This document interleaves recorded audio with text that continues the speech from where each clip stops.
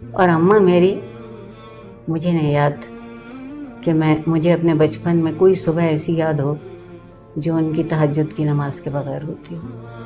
اور پھر ہم لوگوں پر ان کی زندگی تک ایک بہت اچھی قید لگی رہی کہ صبح اٹھو، نماز پڑھ لو، پھر سو جاؤ، پھر کوئی تمہیں نہیں جگائے گا.